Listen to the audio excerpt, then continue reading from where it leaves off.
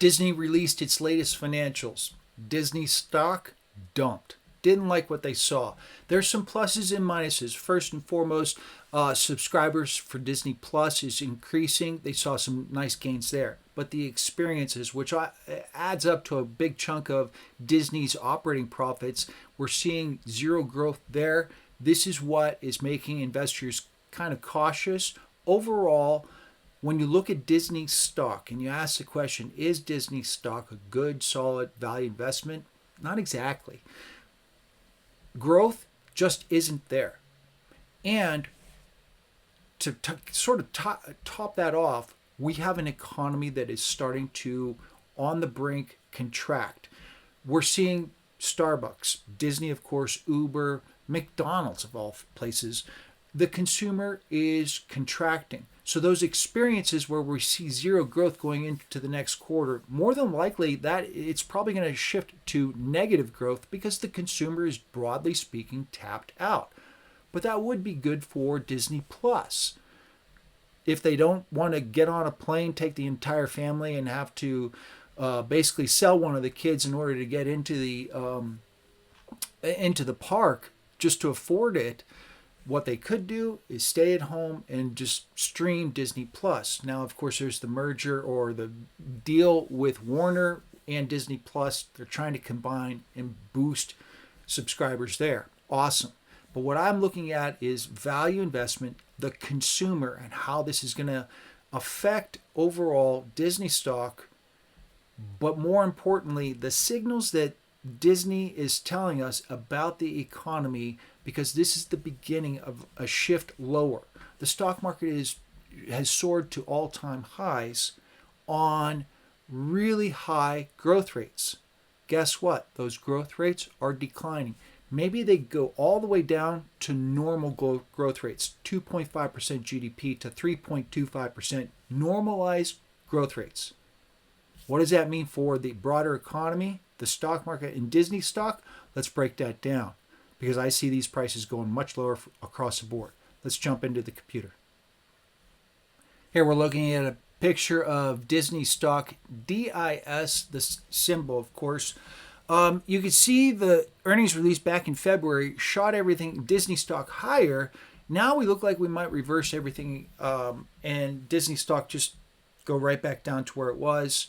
We'll see how that plays out. I say, yes, it will happen, that the overall broader economy is going to contract. Disney's merely sending us a signal that, yeah, the first layers of this onion being peeled on a contracting economy, an economy that, if nothing more, hits a soft landing and normalizes growth rates, stocks, broadly speaking, move lower. Disney stock, probably going to erase everything that they got out of in February. That was the 4-hour bar chart. Here's the daily chart. Do I see $75 in the picture? Look beyond that daily chart to the weekly chart. I see, because of the lack of growth, margins on Disney stock are actually, so you have revenues that aren't necessarily growing at a rapid pace. They're flatlined to negative. Margins are thin. And because of that, as a value investment, Disney stock wouldn't necessarily get me involved. I look at Disney as a bellwether of the economy, the consumer. Can the consumer continue? Well, we're seeing other sort of name brand, big item, Starbucks. Orange mocha frappuccinos are being cut out. Oreo cookies. The churn rate of Oreo cookies sitting on the shelves at grocery stores is declining, which means Oreos are sitting on the shelves longer. That's Mondelez.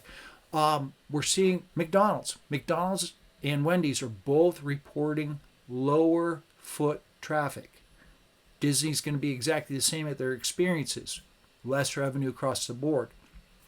These companies are going to start laying people off.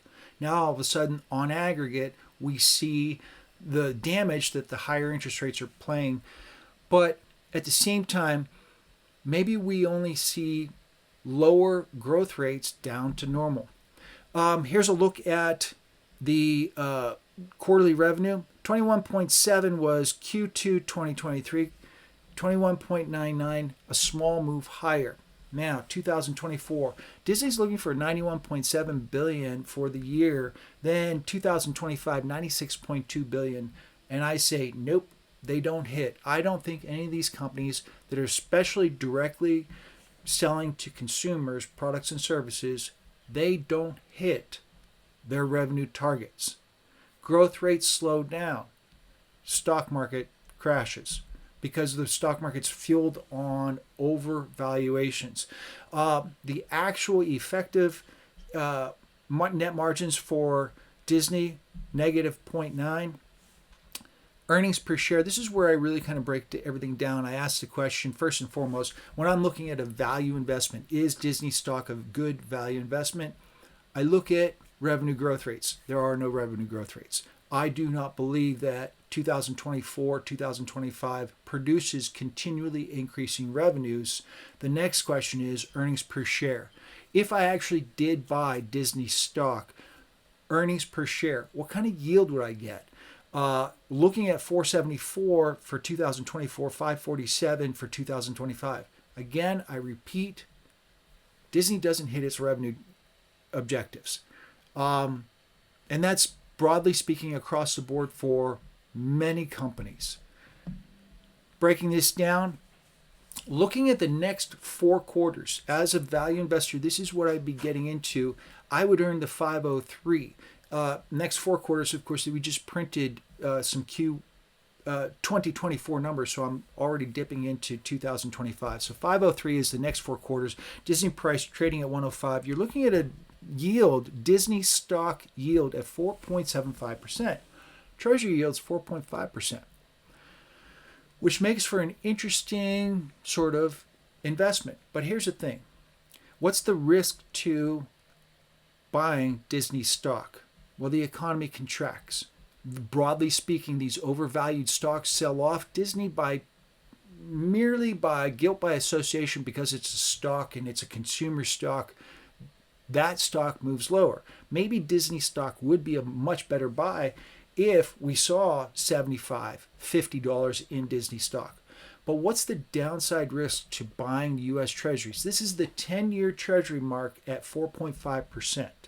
All right, that's your benchmark. This is the measuring stick. Warren Buffett looks at the 10-year Treasury and says, trading at that, what can I buy as a value investor for a value investing standpoint that would outperform the U.S. 10-year Treasury yield? There's some stocks out there. Disney would yield more, but I don't believe they hit those revenue goals. I don't believe they hit those earnings per share because of the economic contraction we're going to see. Your downside risk to investing in Treasury yields, the Federal Reserve dumps interest rates back down to 2.5, 2.75, 3, 3.25, somewhere. But they're not going to do that for several more months simply because they're not going to get in front of the U.S. presidential election and do anything. Given that, interest rates remain higher for longer. This is more punitive to consumers. Disney definitely doesn't hit its revenue targets. Disney stock sells off. Federal Reserve dumps interest rates. That 4.5% that you've locked in for 10 years, if all of a sudden interest rates are at 2.25% on the 10-year, you're holding interest rates yielding 4.5%. That's value. Your downside risk is nearly zero. Maybe the Federal Reserve has to lower rates later, but in between, the 10-year keeps popping up a little bit higher. Maybe you see 4.6 again, 4.75.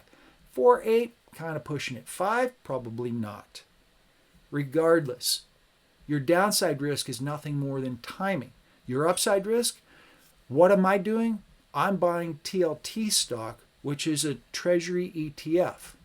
It's trading about 90.5 right now. I started buying in at 87.5, 88, 88.5.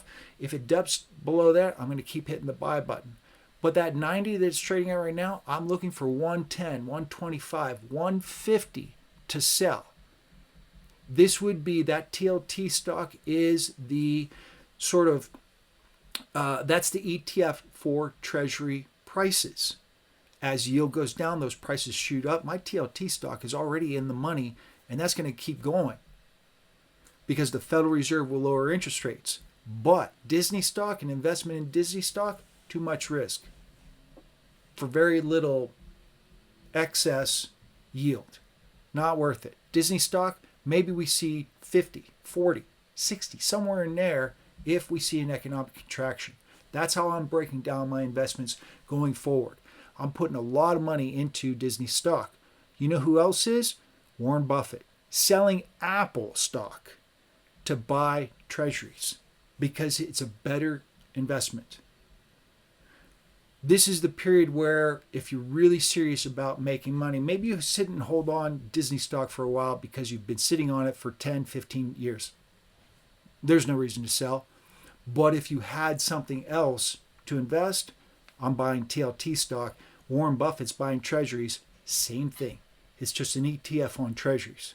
Make sure to hit that like and follow button down below. If you're looking for written content on this, I have a Substack email newsletter.